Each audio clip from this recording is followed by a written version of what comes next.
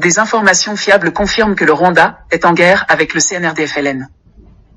Rusizi, les combats se poursuivent dans le secteur Bweyeye, une des localités du Rwanda où les FLN affirment avoir installé leur quartier général.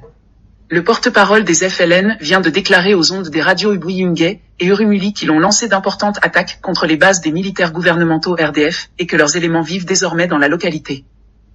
On le sait désormais, ce que disent les FLN est aussitôt traduit en actes.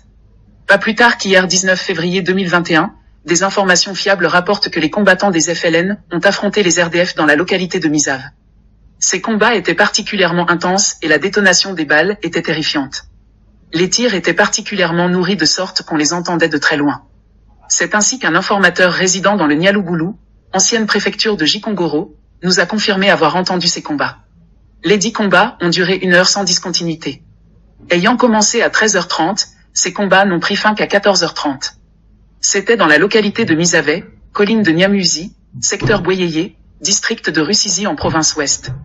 À la suite de ces combats, un hélicoptère est venu évacuer les morts et les blessés. Par ailleurs, des informations fiables rapportent que le bilan est lourd côté RDF. 9 militaires tués et 7 blessés. Des militaires RDF ont relaté les circonstances de cette attaque à notre ami qui est notre informateur. Il lui a dit que l'affrontement était particulièrement dur, qu'il y a à craindre que les RDF périront dans la forêt puisque les FLN font preuve d'une grande détermination, qu'elles maîtrisent mieux le terrain puisque lors de cette attaque aucun militaire FLN n'y est tombé. Il a dit que c'est toujours par surprise que les FLN les attaquent de sorte qu'il leur est difficile d'organiser leur défense, que même lorsqu'ils essaient de les poursuivre ils tombent dans des embuscades ou sautent sur des mines, ce qui fait que les RDF déplorent toujours beaucoup de pertes. D'autres informations rapportent que les RDF ont dépêché des troupes importantes dans les anciennes préfectures Kyangugu et Kikongoro pour tenter d'éradiquer les combattants des FLN, mais que cette mobilisation n'a été qu'une peine perdue. L'on peut dès lors se poser la question suivante: si les RDF ne sont pas parvenus à éradiquer les FLN dans les forêts du Congo que maintenant les FLN opèrent désormais au Rwanda même, est-ce que les RDF pourront les chasser de la forêt de Nyungu? Tout un chacun aura la réponse à cette question très bientôt. Ce qui est désormais clair est que les déterminations des FLN est sans faille. Normalement, lorsqu'un adversaire combat en position d'infériorité, il essaie de ménager ses forces et de redoubler de précautions, mais ce qu'on observe est que ce sont les FLN qui prennent l'initiative des combats, et ceci sans discontinuité. Les FLN veulent absolument en découdre avec les RDF, c'est clair. Elles sont déterminées à casser le mythe RDF et poursuivre la lutte jusqu'à la victoire finale. Nous n'avons pas encore pu joindre le porte-parole des FLN afin qu'il nous donne plus de détails sur la dite attaque. Chers compatriotes, nous devons désormais garder à l'esprit que l'exil est impie.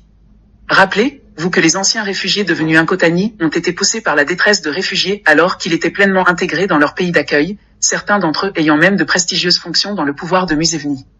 Ceci ne les a pas empêchés de prendre les armes et d'attaquer le Rwanda. On comprend, dès lors, la motivation des FLN, elles ne tolèrent plus de rester réfugiés. En fait, la patrie est quelque chose de sacré pour l'individu. Ceci étant, je demande à mes compatriotes rwandais qui désirent le changement d'apporter chacun son soutien aux femmes et hommes membres des FLN décidément mobilisés contre la tyrannie du FPR. La contribution de chacun n'est attendue en urgence. Qu'est-ce que CNRD-FLN et son objectif? Le CNRD est un parti politique qui a été créé par les réfugiés rwandais vivant en République démocratique du Congo le 31 mai 2016. Après sa création, il a organisé une branche armée FLN, Front de Libération Nationale, qui a été créé le 10 juin 2016. Le parti a mobilisé partout et maintenant il compte des membres au Rwanda et dans la diaspora dans tout pays à travers le monde. Le FLN premièrement créé dans le but de se défendre et de protéger la population civile vulnérable dans les camps de fortune des réfugiés en République démocratique du Congo. Ensuite, le FLN a été créé dans le but de faire pression au régime dictatorial de Paul Kagame au Rwanda, en vue de la recherche de solutions durables aux questions politiques qui se posent au Rwanda, et notamment la question des réfugiés. Depuis 1995 jusqu'à ce jour, l'armée rwandaise du dictateur Paul Kagame n'a pas arrêté de s'infiltrer en République démocratique du Congo pour pourchasser les réfugiés et les massacrer. C'est dans ce contexte et climat de tension qu'est né des branches armées pour défendre les réfugiés, d'abord le Force démocratique de libération du Rwanda, FDLR, et ensuite le FLN, Force de libération nationale. Selon les informations sur CNRD, FLN procède à un redéploiement de ses équipes à l'intérieur et à l'extérieur du pays, afin de pouvoir associer le plus grand nombre possible de leurs compatriotes à leur projet politique qui est disponible sur leur site internet depuis fin juillet, et qui va être présenté en détail au peuple rwandais au cours des semaines qui viennent. Au plan de la mobilisation, le CNRD-FLN vise un plus vaste élargissement de leur membership. D'abord à l'intérieur du pays, La constitution et l'animation de cellules politiques dormantes est essentielle puisque ce sont ces cellules qui serviront de relais et de moteur à la révolution qu'ils préparent. Et surtout les jeunes qui, pour beaucoup, croupissent dans le chômage et la misère après avoir fait des études trop chères. Au plan extérieur, le drainage des talents et des expériences va bon train et il est aussi essentiel. C'est quelque chose qui est en train de se mettre en place puisque beaucoup d'anciens membres d'autres formations politiques se sont rendus compte que le CNRD-FLN est la seule alternative crédible et sont en train de le rejoindre. Sur le terrain, le CNRD-FLN envisage de porter la lutte à un niveau supérieur. Cela nécessite plus de moyens de rassemblement et de logistique, mais il y va étape par étape. Il vise à rassembler une masse critique la plus large possible avant de franchir une nouvelle étape, ce qui n'est pas une mince affaire puisqu'il prévaut une situation de lassitude généralisée au sein de la communauté rwandaise à l'extérieur, tandis que ceux de l'intérieur sont dans la résilience. Pour la question des réfugiés rwandais en République démocratique du Congo, le CNRD-FLN affirme que la seule alternative durable au problème des réfugiés rwandais est le retour dans leur pays, dans la sécurité et la dignité. Et comme déjà signalé, le régime de Kigali persévère à refuser toute possibilité de retour librement consenti.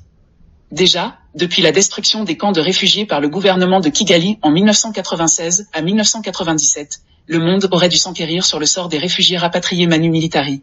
Beaucoup ont été tués au lendemain de leur arrivée au Rwanda. Renseignez-vous, tous les réfugiés qui étaient considérés comme relevant de l'élite ont été tués ou jetés dans les prisons mouroirs dès leur arrivée. Tandis que d'autres ont été sélectionnés et cooptés dans l'administration FPR, où ils servent de collabos obligés. Remarquez que la communauté internationale, qui n'avait réservé que très peu aidé les réfugiés rwandais rescapés des massacres de 1996 à 1997, est restée dans l'expectative au moment où les unités d'attaque spéciales du FPR massacraient les réfugiés dans la mangrove congolaise.